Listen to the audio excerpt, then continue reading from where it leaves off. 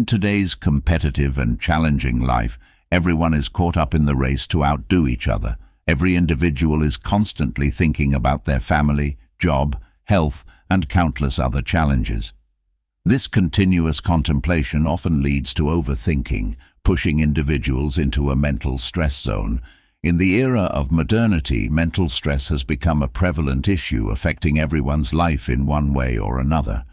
But how can one break free from mental health issues? It's a common understanding that excessive thinking may not always lead to solutions.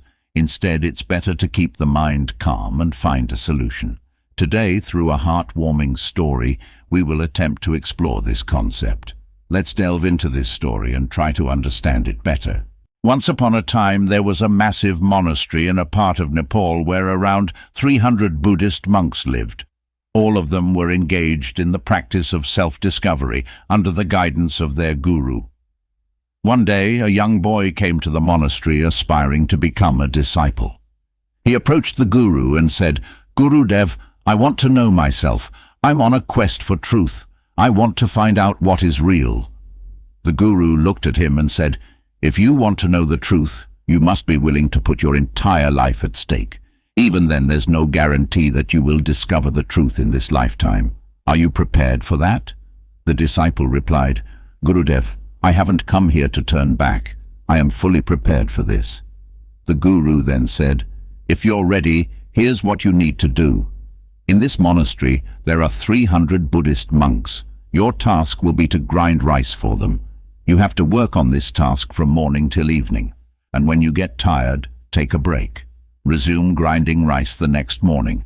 Don't think about anything else. Just keep walking on this path and don't come back to me until you've completed the task.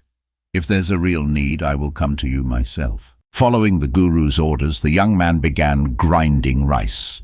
There were 300 disciples in the monastery, and everyone needed regular meals. So he would wake up early, grind rice until late at night, and then sleep in the same room where he worked. He didn't speak to anyone, and no one approached him for conversation. For several months, as he continued grinding rice, old thoughts kept surfacing in his mind.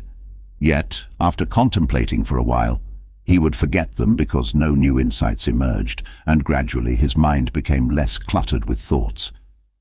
He never paid attention to anything else, never engaged in discussions, and never studied scriptures. The other disciples in the monastery thought of him as foolish. Nearly 12 years passed in this manner. After 12 years, one day, the guru called everyone and announced that his time was nearing an end, and he needed to choose a successor who would become the leader of the monastery. He invited any disciple who believed they had attained self-realization to come to his door at night and write a few lines on the wall, summarizing their life experiences, so he could understand their life's essence. Many monks contemplated this, but the head monk, who was well versed in Buddhist scriptures, went to the wall and wrote a few lines. Everyone thought he could be the successor. He wrote that the mind is like a mirror collecting dust from thoughts and desires. Meditation is the process of removing this dust. When the dust is cleared, the mirror of the mind becomes clean, and one attains liberation. The next morning, when the guru woke up and saw those lines on the wall, he remarked, "Who foolishly scribbled this garbage on my wall?" The disciple who wrote it remained silent. Though the lines he wrote were filled with wisdom, it was all theoretical knowledge. The disciple was clever. He wrote the lines, but didn't sign them because he wasn't sure if they were accurate. He hadn't experienced self-realization. The guru completely dismissed the lines, leaving everyone astonished. This incident became the talk of the entire ashram. 2 monks, passing by the disciple who had been grinding rice day and night for 12 years, were curious about the event. Seeing him quietly smiling, they asked, "Why are you smiling?" Both monks perceived the rice grinder as a simpleton. No one had ever seen him meditate or study scriptures. Everyone considered him a fool who only knew how to grind rice. He chuckled and responded, "I laughed because Guruji is right. Those lines are rubbish. There's no value to them."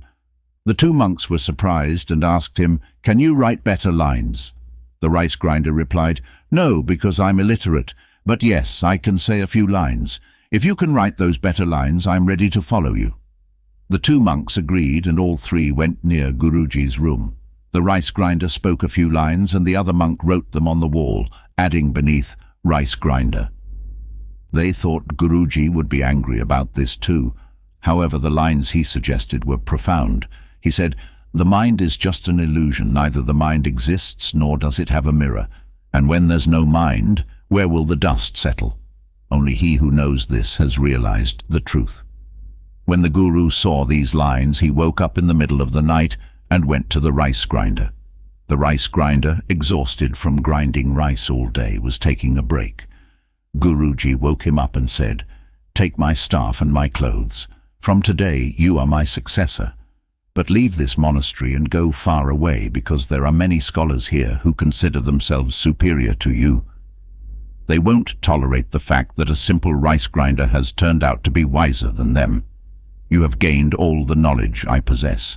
Your wisdom has been acquired through the act of grinding rice, and I know wherever you go, people will flock to you, because when a flower blooms, its fragrance spreads everywhere."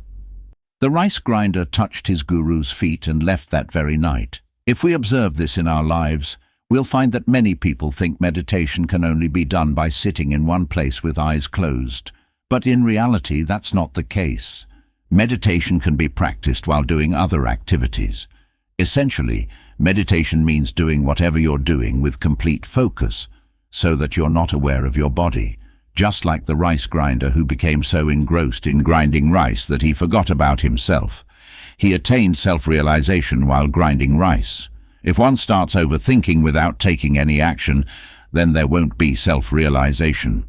Therefore, it's crucial to stay in the present moment and avoid excessive thinking, because the mind exists only as long as there are thoughts, and when thoughts cease to exist, the mind disappears. Only when the mind is absent you will truly know yourself. I hope you found this insight valuable and gained something new from it. If you did, please express your support by subscribing to this channel. Your encouragement will inspire me to craft more engaging and informative stories for you. Thank you for watching, and stay tuned for the upcoming video featuring another captivating story.